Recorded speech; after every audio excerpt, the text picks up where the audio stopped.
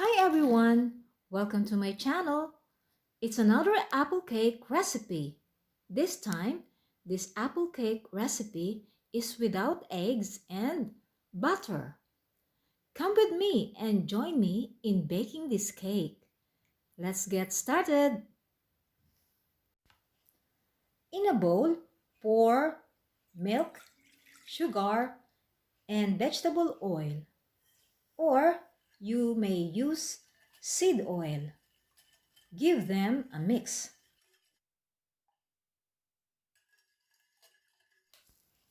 Sift the flour and the potato starch into the bowl.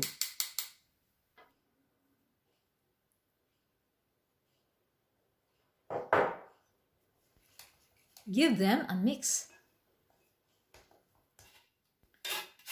Add 1 lemon zest. Next to add are the vanilla powder and the baking powder. Don't forget to sift the baking powder.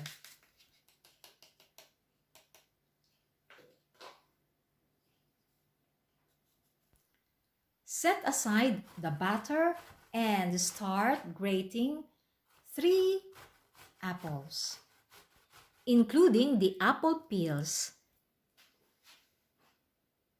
Incorporate the grated apples to the batter. Pour the mixture in a baking pan with a diameter of 25 centimeters. With or without parchment paper, it's up to you. Peel the 4th apple and slice it thinly.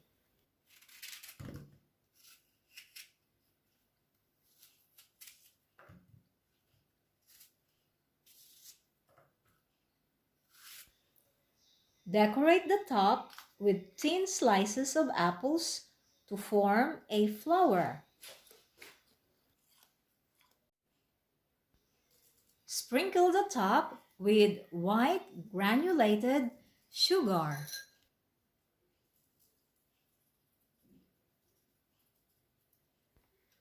Bake the cake at 180 degrees Celsius for about 35 minutes or until it's done. It's done!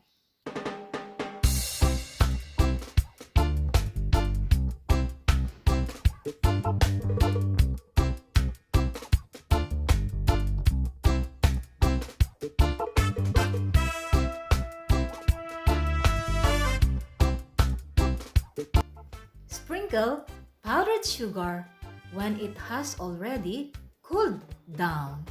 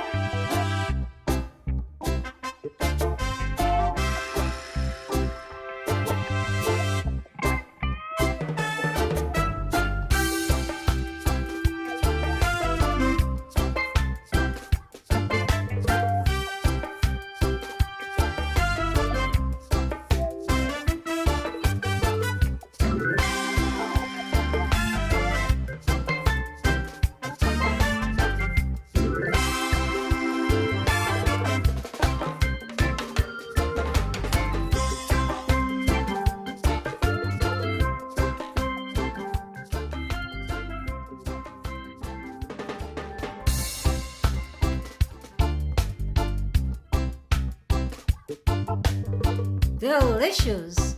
More apple than pastry. Try it!